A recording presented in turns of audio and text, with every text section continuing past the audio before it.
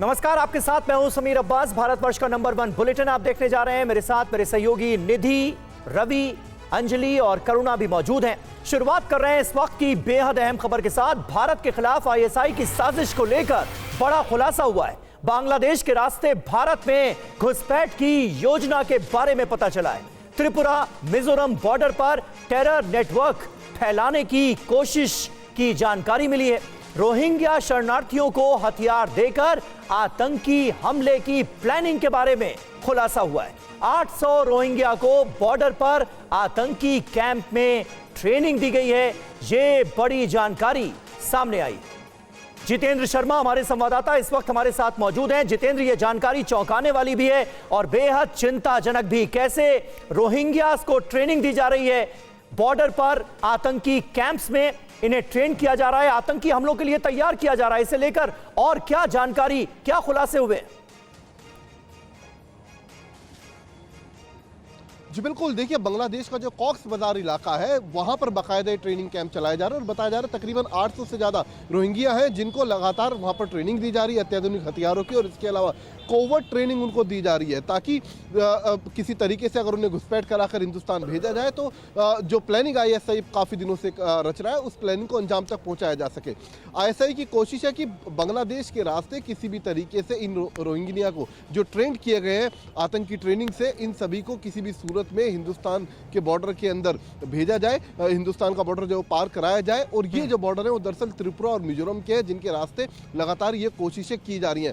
साथ ही पता ये भी चला है कि दरअसल जिस तरीके से यूनुस सरकार के दौरान जो गरीबी बांग्लादेश के अंदर फैली है उसका भी फायदा लगातार आईएसआई द्वारा उठाया जा रहा है। वहाँ जितने भी आतंकी संगठन है या उनसे जुड़े जितने भी लोग हैं उन सभी को 200 से 300 रुपए के करीब देकर, यानी कि पर डे के हिसाब से उन्हें आतंकी बनाया जा रहा है, उन्हें हथियारों की ट्रेनिंग दी जा रही है कैंपों में और हिंदुस्तान भेजने की कोशिश उनको की जा रही है बॉर्डर के रास्ते, यानी घुसपैठ कराने की लगातार कोशिश की जा रही है। शुक्रिया जितेंद्र आपका इस ताजा जानकारी और अपडेट के लिए। और ये बहुत बड़ा खुलासा है, बहुत चिंताजनक जानकारी सामने आई है। बांग्लादेश में किस तरह से आतंकियों की ट्रेनिंग चल रही है, जगह जगह कैंप्स बनाए गए हैं और बॉर्डर से सटे जो इलाके हैं वहां पर ये सब कुछ हो रहा है, घट रहा है और इसके पीछे पाकिस्तानी खुफिया एजेंसी आईएसआई का हाथ बताया गया है। आगे बढ़ते हैं, खबर झारखंड से है। झारखंड के हजारीबाग में कई नियम लागू कर दिए गए हैं। कल महाशिवरात्रि के दौरान झंडे और लाउडस्पीकर लगाने को लेकर दो समूहों के बीच झड़प के बाद पूरे इलाके में चौकसी बढ़ा दी गई है। तस्वीरों में देखा जा सकता है कि कैसे भारी संख्या में पुलिस बलों की तैनाती की गई है। चप्पे चप्पे पर नजर रखी जा रही है। साथ ही धारा 163 के तहत निषेधाज्ञा लागू कर दी गई है, जिसके तहत जुलूस निकालने, 5 या उससे अधिक लोगों के एकत्र होने, हथियार लेकर चलने पर प्रतिबंध लगा दिया गया है। दरअसल कल महाशिवरात्रि के दिन 2 गुट आमने सामने हो गए। इचाक थाना क्षेत्र के डुमराव गांव में एक स्कूल के सामने धार्मिक झंडे और लाउडस्पीकर लगाने पर आपत्ति जताई गई। पुलिस ने बताया कि पहले दोनों समूह में बहस हुई जो हिंसा में बदल गई और दोनों पक्षों ने एक दूसरे पर पथराव कर दिया। कई दोपहिया वाहनों को भी आग के हवाले कर दिया गया। घटना की सूचना मिलने पर पुलिस प्रशासन की टीम मौके पर पहुंची। पुलिस ने स्थिति को नियंत्रण में कर लिया, झड़प को शांत कर दिया गया। वहीं घटना के बाद अब भी हजारीबाग के कुछ हिस्सों में कड़ी निगरानी रखी जा रही है। शांति बनी हुई है, अभी कोई दिक्कत नहीं है। आज हमने पीस मीटिंग रखी है, पीस कमेटी की मीटिंग रखी है। आज आराम से बातचीत हो जाएगी। बाकी फोर्स का डिप्लॉयमेंट भी सफिशिएंट है अभी। बिहार को अपशब्द कहने वाली एक शिक्षिका के खिलाफ बड़ा एक्शन लिया गया है। गालीबाज टीचर को सस्पेंड कर दिया गया है। क्या है पूरा मामला, देखिए इस रिपोर्ट। ये महिला केंद्रीय विद्यालय में अंग्रेजी की टीचर है। इनके मन में बिहार के प्रति कितनी नफरत है ये आप समझ सकते हैं। इस गालीबाज टीचर ने बिहार के लोगों पर कई अभद्र टिप्पणी की है जिसे हम सुना भी नहीं सकते हैं। ये गालीबाज शिक्षिका अपनी जहानाबाद में पोस्टिंग को लेकर काफी नाराज थी। इस वीडियो की जांच की गई है। उसके बाद केंद्रीय विद्यालय ने इस महिला शिक्षक को सस्पेंड कर दिया है। उधर पुणे रेप कांड के खिलाफ महाराष्ट्र में लोगों का गुस्सा चरम पर है। पुलिस की गिरफ्त से बाहर आरोपी पर अब 1 लाख रुपए का इनाम रखा गया है। आरोपी को पकड़ने के लिए पुलिस ने 13 टीमें बनाई है। देखिए पूरा अपडेट। पुणे रेप केस की तफ्तीश में अब नई परतें खुलने लगी हैं। सीसीटीवी की मदद से आरोपी की पहचान हो गई है। हालांकि पुणे का पापी दत्तात्रेय गाड़े अभी तक पुलिस की पकड़ से दूर है। 1 लाख रुपए का इनाम भी रखा है। पुणे के स्वारगेट बस स्टैंड में खड़ी बस में रेप की वारदात हुई थी। क्राइम साइट पुलिस स्टेशन सिर्फ 100 मीटर की दूरी पर है। वहीं पुणे रेप केस के आरोपी पर दत्तात्रेय रामदास गाडे पर कई खुलासे हुए। 36 साल का दत्तात्रेय एक केस में जमानत पर बाहर आया था। उसने इसी दौरान युवती से रेप की वारदात को अंजाम दिया। इसके खिलाफ 6 मामले दर्ज हैं। ये लूट, छेड़छाड़, चोरी जैसी कई संगीन वारदातों को अंजाम दे चुका है। कई दिनों तक जेल में भी रहा। आरोपी राजनीतिक दल का सदस्य भी रह चुका है। ये अक्सर डिपो की खाली बसों में रहता था और डिपो में बेरोक टोक आता जाता था। पुणे के स्वारगेट बस डिपो में कई बसें ऐसी हैं जो कबाड़ की हालत में खड़ी हैं। ये बसें कई महीनों से डिपो में ही खड़ी हैं। इन बसों को बदमाशों ने अपना अड्डा बना लिया है। जब TV9 की टीम इस बस के अंदर गई तो मंजर देखकर हम चौंक गए। बस के अंदर सिगरेट के पैकेट, महिलाओं के कपड़े, कंबल, चादर, शराब की बोतलें पड़ी मिली। और वहीं पुणे रेप मामले में आज महाराष्ट्र सरकार की आपात बैठक भी हो रही है, तो यात्रियों की सुरक्षा को लेकर भी एक्शन प्लान बनाने की तैयारी है। वहीं पुणे में रेप की घटना के बाद शिवसेना यूबीटी का गुस्सा भड़क उठा।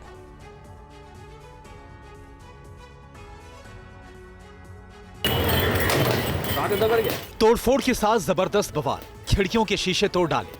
पुणे स्वारगेट बस डिपो के सिक्योरिटी गार्ड के कैबिन को तहस नहस कर दिया गया। लोहे की रॉड और ईंट से वार करते ये शिवसेना यूबीटी के कार्यकर्ता हैं, जो पुणे स्वारगेट बस डिपो में महिला से रेप की घटना से नाराज हैं। वहीं आज नेता प्रतिपक्ष और कांग्रेस नेता विजय वडेट्टीवार ने कहा कि पुणे की घटना पूरे महाराष्ट्र को शर्मिंदा करने वाली है। क्या कर रही है पुलिस? 15-15, 20-20 सिक्योरिटी गार्ड वहां रहते हैं। 4 बसेस में कानून से लेकर तो अत्याचार के पूरे साहित्य मिलते हैं और इस तरह महिलाओं के साथ में वहां पे बलात्कार होता है, बच्चों के साथ में बलात्कार होता है। तो मुझे लगता है कि इसके लिए जिम्मेदार ये सब घटनाओं में सरकार की जिम्मेदारी बनती है। वहीं शिवसेना यूबीटी की सांसद प्रियंका चतुर्वेदी ने भी इस घटना को शर्मनाक बताया। दुख इसलिए होता है कि राजनीति ना करते हुए भी अगर महिला की सुरक्षा की मांग कर लें तो उसमें लोग राजनीति ढूंढने लगते हैं। और हर्षा रिछारिया ने अपने इंस्टाग्राम पर एक वीडियो पोस्ट कर आत्महत्या करने की धमकी दी है। हर्षा ने कहा है कि उसे रोज मैसेज और ईमेल्स भेजे जा रहे हैं, परेशान किया जा रहा है। महाकुंभ में खूबसूरत साध्वी के रूप में हर्षा रिछारिया काफी वायरल हुई थी। हालांकि इसके बाद हर्षा रिछारिया के साध्वी होने को लेकर काफी विवाद हुआ, लेकिन हर्षा ने साफ किया था कि वह साध्वी नहीं है और वो महाकुंभ में केवल सेवा के लिए आई हैं। लेकिन अब हर्षा ने अचानक से आत्महत्या की धमकी दी है।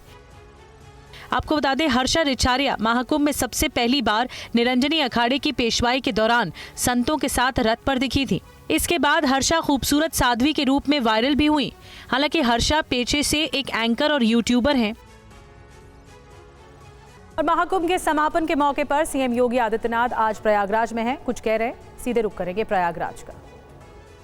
करने के लिए सड़क परिवहन मंत्रालय ने भी जो योगदान किया, आज महाकुंभ के बहाने प्रयागराज सिटी एक आधुनिक सिटी और स्मार्ट सिटी के रूप में चमक रही है।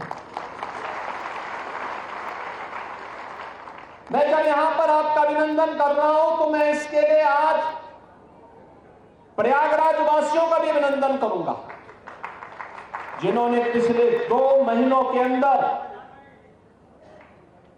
बिना किसी संकोच के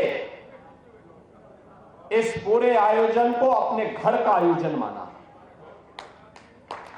मुझे मालूम है जिस सिटी में 20 से 25 लाख लोग रहते हैं, उस सिटी में अचानक 5 करोड़ 8 करोड़ लोग आ जाएंगे, क्या स्थिति होगी।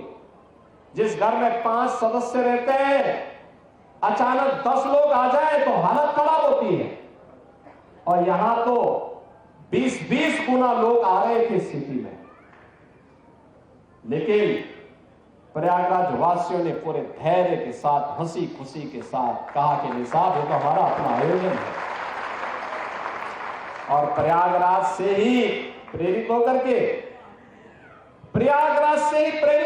पूरे प्रदेश में इतना बड़ा आयोजन, जिस मार्ग से तीर्थ यात्री और श्रद्धालु गए, पूज्य संत गए, उनके अभिनंदन के लिए, उनके अभिवादन के लिए, उनके स्वागत के लिए उत्तर प्रदेश वासी वहां पर उमड़ते हुए दिखाई देते थे। उनके स्वागत के लिए,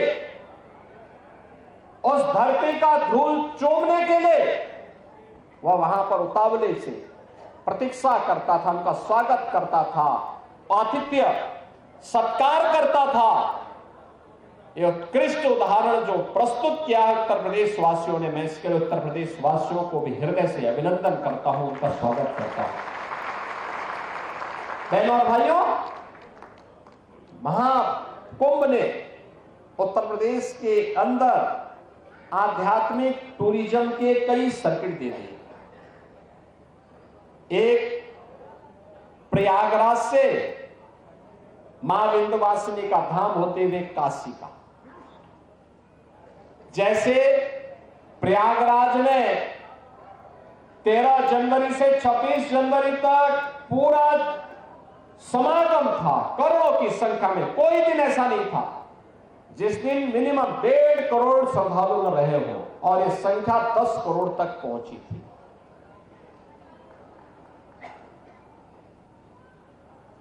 ऐसे ही मां विंध्यवासिनी धाम में इस दौरान प्रतिदिन 5 से लेकर के 7 लाख श्रद्धालु, और काशी बाबा विश्वनाथ के धाम में 10 से लेकर के 15 लाख श्रद्धालु प्रतिदिन जाता था।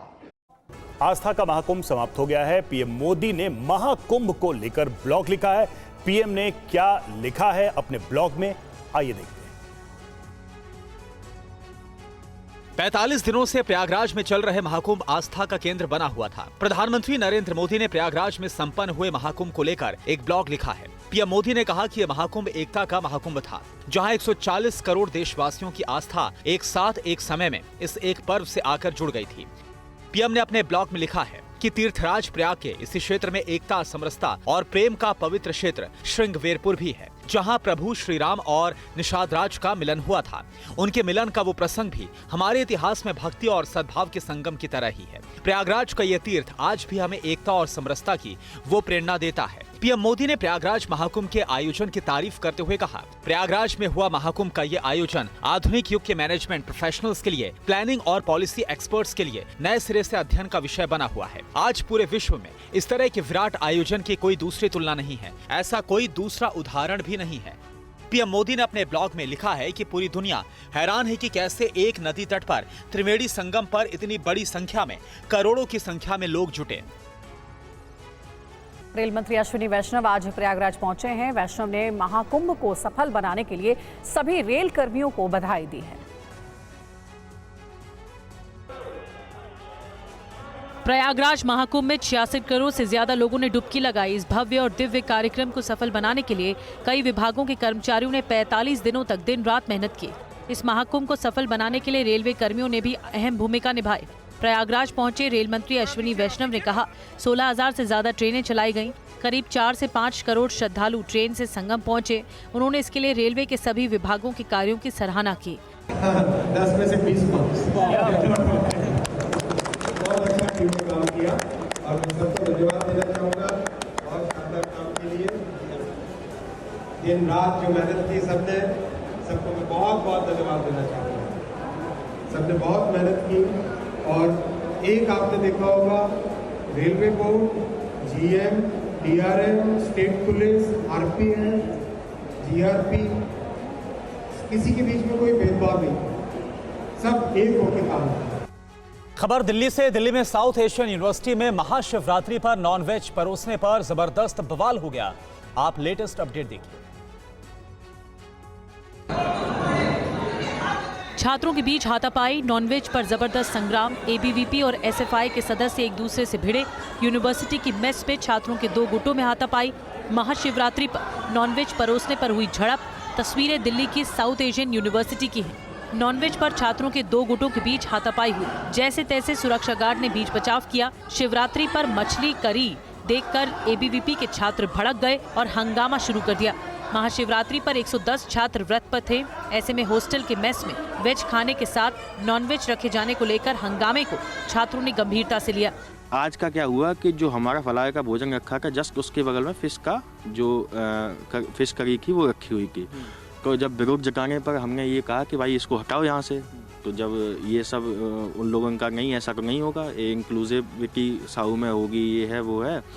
उसके बाद जब हमने कोशिश की कि हमने कि खुद ही हटा दें इसको, तो उन्होंने हमारे ऊपर हमला किया और उस कारण जो भी छात्र वहाँ बैठे थे या छात्राएँ बैठी थी भोजन का अपना लेके, तो उनके सबके ऊपर वो फिश करी के छींटे आ गए।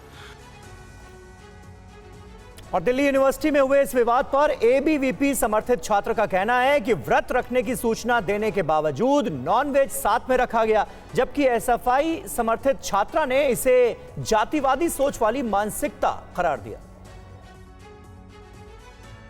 जब हमने स्टाफ से बात की तो स्टाफ कहता है कि मैनेजर से बात करो, तो हमने मैनेजर से बात की तो वो कहता है कि रिप्रेजेंटेटिव्स जो हैं वो ऐसा बोल रहे हैं।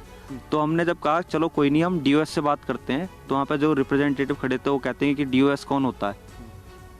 मैं जब बोल रही हूँ कि यहीं पर रखा जाएगा तो यहाँ पर रखा जाएगा। उन्होंने झगड़ा करना चालू कर दिया वहाँ पे छात्रों से, हाथापाई पे उतर आए। और जो मैस रिप्रेजेंटेटिव जो है उनको भी आप देख सकते हैं, वीडियो में भी देख सकते हैं कि वो सभी के ऊपर हाथ चला रही हैं और चिल्ला रही हैं, जैसे कि उनके ऊपर एक तरीके से विक्टिम कार्ड जो है वो उनके द्वारा खेला जा रहा है। जब हाथापाई की तो सबके ऊपर जो चिकन कड़ी जो थी, जहाँ पे जो व्रती जो छात्र जो थे उनके ऊपर भी गिरी। अगर इतना ही प्रॉब्लम है तो जो भी अहिंसावादी है उनको अपना खाना उठा लेना चाहिए और अलग से रख लेना चाहिए था। इनको चाहिए ना कि ऐसा हो कि सात्विक खाना, ये जो भी जातिवादी है इनको ऐसा चाहिए कि उनके खाना पोल्यूटेड नहीं रहना चाहिए। अगर इनको इतना ही है तो ये अपना खाना अलग रह सकते थे। और ये जातिवादी लोग आज बहुत ही हिंसात्मक तरीके से एक लड़की के साथ बर्ताव किए हुए हैं। और अब खबर एमपी के इंदौर से, जहां शिवरात्रि पर मंदिर और पब में डीजे बजाने पर विवाद हो गया है। मंदिर समिति का आरोप है कि पुलिस ने मंदिर का साउंड सिस्टम बंद करवाया, मगर मंदिर के पास ही पब में चल रहे साउंड को बंद नहीं करवाया गया। हिंदू संगठनों ने पब में जाकर किया प्रदर्शन, हनुमान चालीसा का पाठ भी किया। तो देखिए, साउंड सिस्टम को लेकर बवाल मच गया है। पब में साउंड सिस्टम को बंद नहीं करवाया गया, ये शिकायत रही और इसीलिए यहाँ जाकर हनुमान चालीसा पढ़ी गई। आप हिंदू संगठन के लोगों को देख रहे हैं, ताली बजाकर हनुमान चालीसा पढ़ी जा रही है। इंदौर की ये घटना है। डीजे पर, दरअसल महाशिवरात्रि के मौके पर डीजे बजाने को लेकर विवाद हुआ। 11 बजे बाद प्रशासन ने साथ किसका कितना दिया, यदि दो तस्वीरें आप देख रहे हैं जहां पर मंदिर का डीजे बंद करवाया गया, लेकिन जब पब का डीजे नहीं बंद करवाया गया, वहां साउंड सिस्टम नहीं बंद करवाया गया, तो हिंदू संगठन के जो लोग हैं वो वहां पहुंचे और प्रदर्शन करने लगे। हनुमान चालीसा भी पढ़ी गई। किसका कितना दिया, यदि मध्य प्रदेश के इंदौर की ये घटना है जहां पर साउंड सिस्टम को लेकर काफी बवाल मचा है, विवाद है।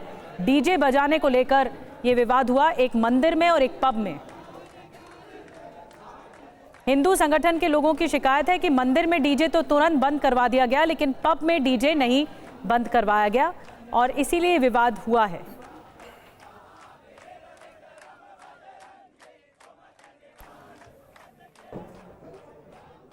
और शुभम हमारे साथ और ज्यादा जानकारी के साथ मौजूद हैं। शुभम, इस मामले में प्रशासन क्या कह रहा है? हम दोनों तस्वीरें एक साथ दिखा रहे हैं, मंदिर में कैसे जब डीजे बंद करवाया गया वहां पे लोग रुक गए, और फिर पब की भी तस्वीरें हम दिखा रहे हैं। देखिए, ये रात के 11 बजे की घटना थी जहां पर एक मंदिर में पुलिस पहुंचती है और मंदिर समिति का ये आरोप था कि तुरंत ही वहां पर जो भी भजन बज रहे थे उन्हें बंद करवाया गया और कहा कि 11 बजे के बाद आपको किसी भी तरह की कोई अनुमति नहीं है। अगर आप इसे बंद नहीं करते तो फिर आप पर कार्रवाई होगी, आपका साउंड सिस्टम जब्त कर लिया जाएगा। ये तमाम चीजें हो रही थी। इसी बीच सामने ही एक पब है, वहां पर भी तेज आवाज आ रही थी और मंदिर समिति के लोगों ने कहा कि आपको क्या उस पब में जो गाने बज रहे हैं वहां पर नहीं दिख रहा है, वहां पर कानून क्यों नहीं लागू हुआ है। फिर हिंदू संगठन के लोग इकट्ठे होते हैं, उस पब में जाते हैं और वहां पर वो खुद बंद करवाते हैं, यहाँ तक कि हनुमान चालीसा का पाठ भी वहां पर करवाया जाता है। देर रात तक तो पुलिस ने कोई कार्रवाई नहीं की थी, मगर अब जब ये विवाद इतना बढ़ गया है, अब जाकर पुलिस ने उस पब पर भी कार्रवाई की है और ये आश्वासन दिया हिंदू समिति को कि अगर आज के बाद से रात के 11 बजे के बाद अगर पब में किसी तरह के कोई गाने बजते हैं तो फिर वहां पर भी सख्त से सख्त कार्रवाई की जाएगी। जी, शुक्रिया आपका शुभम, नजर बना रखिए इस खबर के बारे में अपडेट देने के लिए शुक्रिया। आगे बढ़ते हैं। दिल्ली विधानसभा में बीजेपी विधायक नीलम पहलवान ने अपने क्षेत्र नजफगढ़ का नाम बदलने की मांग उठाई। नीलम पहलवान ने नजफगढ़ का नाम बदलकर नाहरगढ़ किए जाने की मांग की। सुनिए उन्होंने क्या कहा। आपको पता है कि जो मेरी विधानसभा है वो दिल्ली देहात की विधानसभा है और वहाँ से हरियाणा के 3 बॉर्डर टच करते हैं। जब मुगल शासक बादशाह आलम द्वितीय ने नजफगढ़ को संभाला तो उस टाइम पे हमारे नजफगढ़ पे बड़ा अत्याचार हुआ था।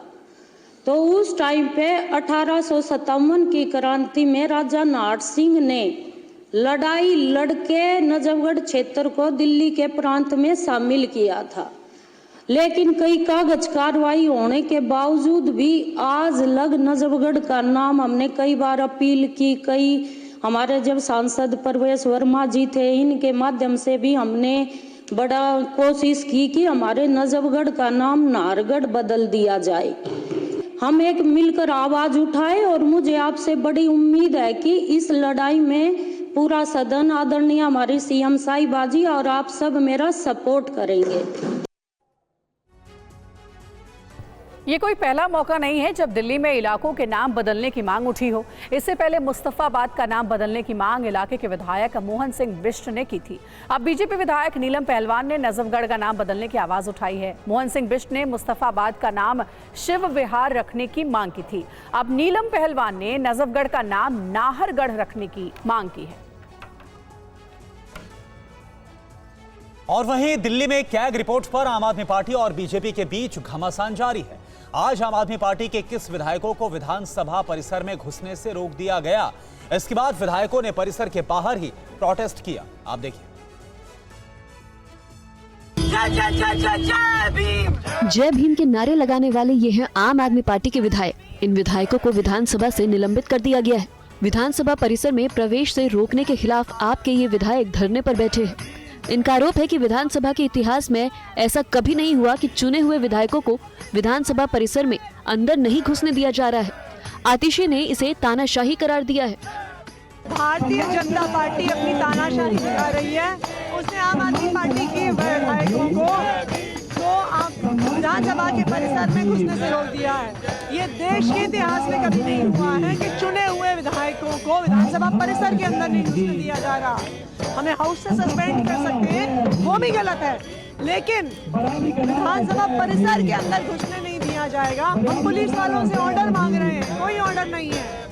दिल्ली में आम आदमी पार्टी और बीजेपी के बीच जुबानी जंग जारी है। आपको बता दें कि दिल्ली विधानसभा में उपराज्यपाल के अभिभाषण के दौरान भारी हंगामा हुआ था। आप विधायकों ने भीमराव अंबेडकर की तस्वीर हटाने के खिलाफ भी बवाल किया था, जिसके बाद स्पीकर ने सभी विधायकों को निलंबित कर दिया था। और सीएजी रिपोर्ट पर दिल्ली में सियासत गर्मा गई है। आम आदमी पार्टी ने बीजेपी पर तानाशाही का आरोप लगाया है। बीजेपी ने इसका जवाब दिया है। विजेंद्र गुप्ता जी स्पीकर बने हैं और वो अपना एक पहला रूल इजाद किया है कि सदन के निलंबन का मतलब ये है कि परिसर में विधायक नहीं जाएगा। आप सब लोग सीनियर पत्रकार हैं, आपने संसद में देखा होगा, निलंबन संसद से होता है, प्रोटेस्ट करते हैं परिसर में, सस्पेंशन होता है, उसका प्रोटेस्ट होता है परिसर में। ये जिस कुर्सी पर बैठे हैं विजेंद्र गुप्ता जी, उनको कोई बताए कोई रूल बुक से चलता है, उनको हुइम फैंसी से नहीं चलता है। आप इस पर मतलब नहीं कि रूल से ऊपर हो गए। कभी नहीं ऐसा देखा कि नई सरकार चुनकर आए और उसको 1 महीना भी आप काम नहीं करने दे रहे हैं, और जाहिर तौर पर आप अपने भ्रष्टाचारों पे जो सीएजी की रिपोर्ट लगातार आ रही है उस पर पर्दा डालने के लिए आप कभी भीमराव अंबेडकर, कभी भगत सिंह और कभी इस तरीके से शोर शराबा करके सदन को नहीं चलने दे रहे। मैं समझता हूँ कि वे पब्लिक की नज़रों में और भी गिरेंगे और सदन को इस तरीके से जहाँ की लोगों की समस्याओं को रखना जाना चाहिए उसको चलने ना देना, मैं समझता हूँ ये ठीक बात नहीं है। और अब बात संशोधित वक्फ बिल की। 10 मार्च से शुरू होने वाले संसद सत्र में अब संशोधित वक्फ बिल पेश हो सकता है। देखिए पूरी खबर। वक्फ संशोधन बिल पर बड़े अपडेट सामने आए हैं। अब बजट सत्र के दूसरे पार्ट में वक्फ संशोधन बिल पेश हो सकता है। सूत्रों ने बताया कि जेपीसी रिपोर्ट के ज्यादातर सुझाव बिल में शामिल होंगे। मोदी सरकार की पिछली कैबिनेट बैठक में वक्फ संशोधन बिल को मंजूरी दी गई थी। अब 10 मार्च से बजट सत्र का दूसरा पार्ट शुरू हो रहा है। इसी सत्र में वक्फ संशोधन बिल पेश होने की संभावना है। जेपीसी की रिपोर्ट के मुताबिक संशोधन के आधार पर ही बिल को मंजूरी दी गई है। ऐसे में माना जा रहा है कि बजट सत्र के दूसरे हिस्से में वक्फ बिल लाए जाने का रास्ता पूरी तरह साफ हो गया है। जेपीसी ने अपनी रिपोर्ट में वक्फ बिल पर कई संशोधन सुझाए थे। हालांकि विपक्षी सदस्यों ने इस पर अपनी असहमति जताई। वक्फ संशोधन बिल बीते साल लोकसभा में पेश किया गया था और इसके बाद समीक्षा के लिए इसे जेपीसी को भेज दिया गया था।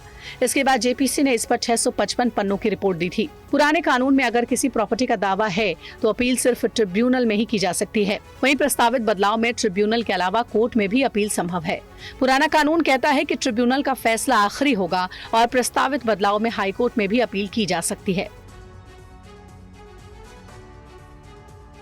बदलाव के तेज दौर के तहत अब कांग्रेस की फैसले लेने वाली सबसे अहम बॉडी कार्य समिति की तस्वीर भी बदलने वाली है। कार्य समिति से अब टीम सोनिया के करीबी नेता बाहर हो जाएंगे। देखिए कांग्रेस से जुड़ी एक्सक्लूसिव खबर। कांग्रेस में अब नई जान फूंकने की रणनीति बनाई गई है। कांग्रेस कार्य समिति से सोनिया के करीबी नेताओं को बाहर करने का प्लान तैयार है। कार्य समिति में अब सिर्फ राहुल गांधी के करीबी नेता रहेंगे। गुजरात अधिवेशन से पहले कांग्रेस में बड़े बदलाव होंगे। सीडब्ल्यूसी में होने वाले बदलाव के तहत ए.के. एंटनी, अंबिका सोनी, मुकुल वासनिक, आनंद शर्मा, मीरा कुमार सरीखे दिग्गज अब इस बॉडी से बाहर होने जा रहे हैं। सोनिया गांधी के दौर में इनके अलावा इस बॉडी में अहम रहे मनमोहन सिंह, अहमद पटेल, मोतीलाल वोरा, प्रणब मुखर्जी सरीखे नेताओं का निधन हो चुका है। तो वहीं गुलाम नबी आजाद पार्टी छोड़ गए। वहीं जनार्दन द्विवेदी ने सियासत से दूरी बना ली है। हालांकि सोनिया गांधी के बाद राहुल के भी करीबी रहे दिग्विजय सिंह के काम को बतौर भारत जोड़ो यात्रा संयोजक बेहतर माना गया है। इसलिए भविष्य में भी यात्राओं के मद्देनजर वो बरकरार रह सकते हैं। वहीं वित्त विशेषज्ञ के तौर पर मनमोहन सिंह के निधन के बाद पी चिदम्बरम को भी बनाए रखा जा सकता है। वहीं टीम राहुल के हाल में संगठन में जगह पाने वाले नेता अब दिग्गज नेताओं की जगह लेंगे। अहमदाबाद अधिवेशन से पहले ही पार्टी में ये बदलाव संभव है।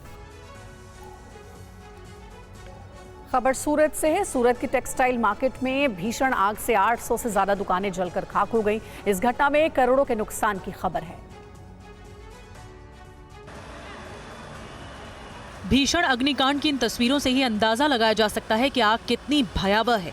आग की चपेट में एक के बाद एक दुकानें आ गईं। दुकानदारों का रो रो कर बुरा हाल है। शिव शक्ति कपड़ा मार्केट में करीब 800 दुकानें हैं और सभी कपड़े की हैं। इसलिए आग बहुत तेजी से फैली और करीब करीब पूरी बिल्डिंग को अपनी चपेट में ले लिया। इसका वीडियो भी सामने आया है जिसमें देखा जा सकता है कि आग किस हद तक फैली हुई है। दमकल विभाग की टीम ने आग और फैलने से तो रोक लिया, लेकिन शिव शक्ति कपड़ा मार्केट को इस आग से काफी नुकसान पहुंचा है। एहतियातन आसपास के बाजारों की दुकानें भी बंद करा दी गयी। फायर ब्रिगेड के अधिकारियों ने बताया कि भीषण आग थी। इस आग को काबू करने के लिए दमकल की 50 से ज्यादा गाड़ियां लगाई गई थी। इन सभी गाड़ियों ने 4 से 5 चक्कर लगाए। वहीं आग को बुझाने के लिए करीब 200 दमकल कर्मियों को लगाया गया था। इन सभी कर्मचारियों ने अपनी जान पर खेलकर आग पर काबू पाया। आग कल देर रात लगी। घंटों की मशक्कत के बाद आग पर काबू पाया गया। आग क्यों और कैसे लगी, इस बात की जांच की जा रही है। इस अग्निकांड में एक शख्स की मौत की खबर भी है। भीषण आग पर काबू कैसे पाया गया, आप देखिए टीवी9 भारतवर्ष की ये ग्राउंड रिपोर्ट।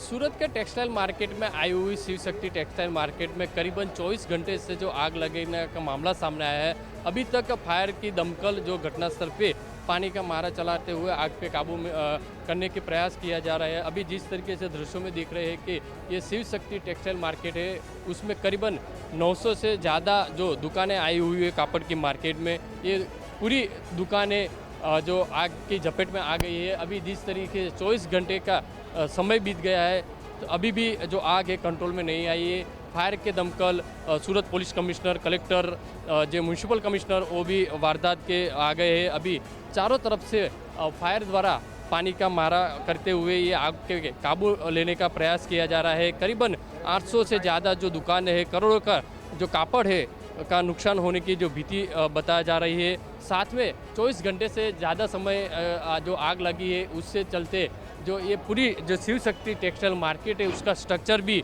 जो लो होने के लिए पहला और तीसरा माल जो गिर गया हो, ऐसी माहिती सामने आ रही है। और महाराष्ट्र के ठाणे से गौ तस्करी का मामला सामने आया है। गौ तस्करी के शक में लोगों ने 2 आरोपियों की जमकर पिटाई कर दी। आरोप है कि 2 युवक गौ तस्कर हैं और गायों को बेहोशी का इंजेक्शन देकर आधी रात को ये गौ तस्करी करने आए थे। यौर गांव के युवाओं ने इन 2 संदिग्ध युवकों को देखा, जिससे रोकने के बाद दोनों युवक की पिटाई कर दी गई। वहीं टेम्पो से कुछ इंजेक्शन गायों के पास पाया गया, जिसका इस्तेमाल गौ तस्कर गायों को बेहोश करने के लिए किया गया था। स्थानीय लोगों ने दोनों आरोपी को पकड़कर पुलिस के हवाले कर दिया है। पुलिस मामले की जांच कर रही है। पुलिस ने घटनास्थल पर पहुंचकर जायजा भी लिया। वहीं महाराष्ट्र के अमरावती से भी एक हैरान करने वाला मामला सामने आया, जहां पर 22 दिन के मासूम बच्चे के पेट पर गर्म लोहे से 65 बार दागा गया। अंधविश्वास की वजह से बच्चे की मां ने इस घटना को अंजाम दिया। पुलिस जांच में ये सनसनीखेज सच सामने आया। आरोपी मां के खिलाफ चिखलदरा पुलिस स्टेशन में मामला दर्ज किया गया है। अंधविश्वास निर्मूलन और बाल अत्याचार रोकथाम कानून के तहत ये मामला दर्ज किया गया है। बच्चे की हालत गंभीर होने की वजह से पुलिस की निगरानी में इलाज के लिए नागपुर भेजा गया है।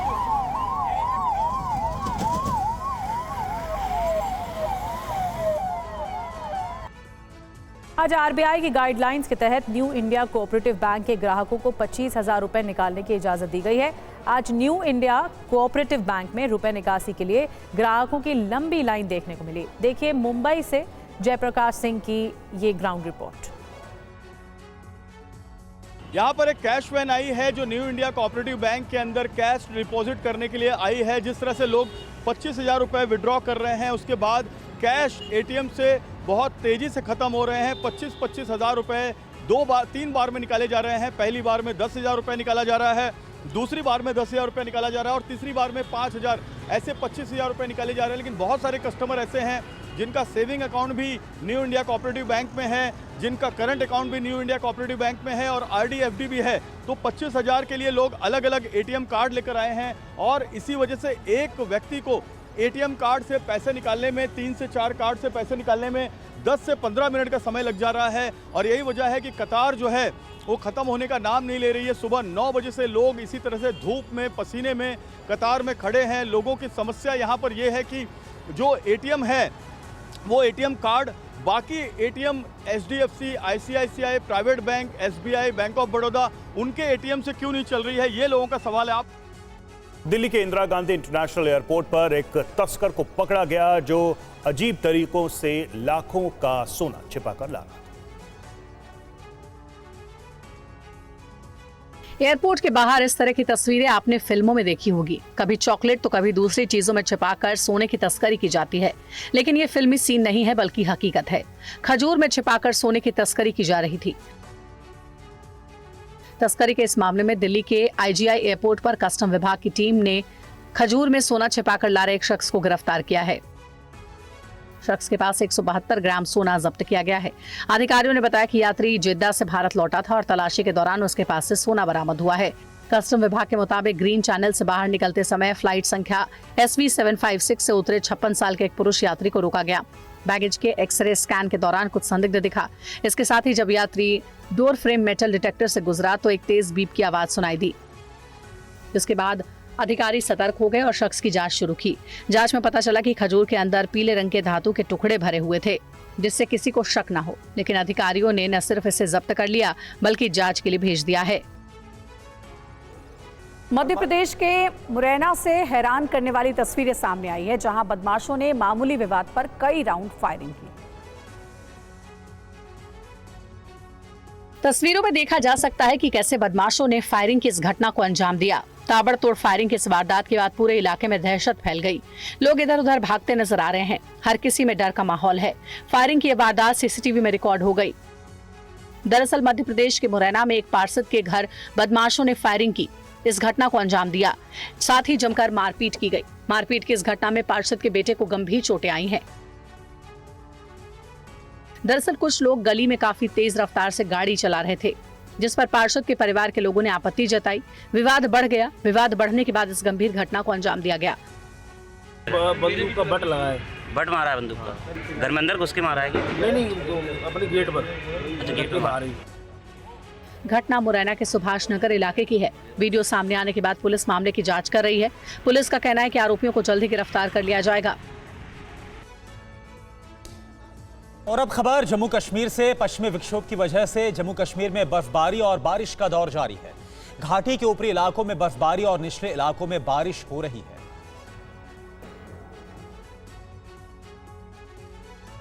बर्फबारी की तस्वीरें जम्मू कश्मीर के अलग अलग इलाकों की है, जहां कई फीट तक बर्फबारी हुई है। तस्वीरों से ही अंदाजा लगाया जा सकता है कि जम्मू कश्मीर किस कदर बर्फ गिरी है।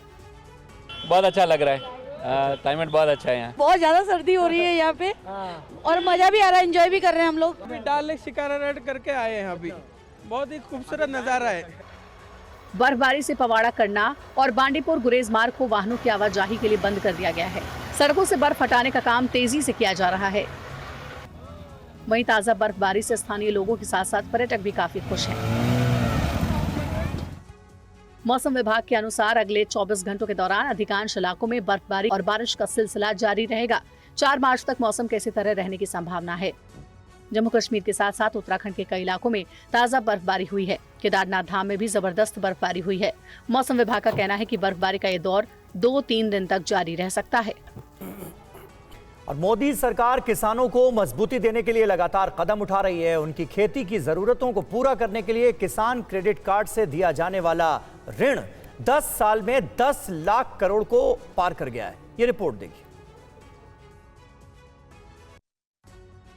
किसानों को खेती के दौरान अक्सर पैसों की जरूरत पड़ती है। किसानों को समय से और आवश्यक लोन मिल सके, इसमें किसान क्रेडिट कार्ड ने बड़ी भूमिका निभाई है। किसान क्रेडिट कार्ड के जरिए बैंकों से अल्प समय के लिए लोन दिया जाता है। वित्त मंत्रालय के मुताबिक किसान क्रेडिट कार्ड के तहत 2014 में 4.26 लाख करोड़ की लोन राशि वितरित की गई। 2024 में कुल वितरित लोन राशि बढ़कर 10.05 लाख करोड़ हो गई। इससे 7.72 करोड़ किसानों को फायदा पहुंचा है। 2025 के बजट में वित्त मंत्री ने किसान क्रेडिट कार्ड के तहत मिलने वाले लोन राशि की सीमा मिस यानी मॉडिफाइड इंटरेस्ट सबवेंशन स्कीम के अंतर्गत 3 लाख से बढ़ाकर 5 लाख कर दी है। वित्त मंत्रालय के मुताबिक किसान क्रेडिट कार्ड की वजह से किसानों का लोन के लिए गैर संस्थागत संस्थानों पर निर्भरता कम हुई है। केसीसी के तहत किसानों को बीज, कीटनाशक, खाद खरीदने के लिए लोन दिया जाता है। 2019 में इस स्कीम का दायरा बढ़ाते हुए इसमें डेयरी, मछली पालन, पशुपालन को भी शामिल किया गया। किसान क्रेडिट कार्ड से किसानों को सस्ती दर पर कर्ज मिलता है।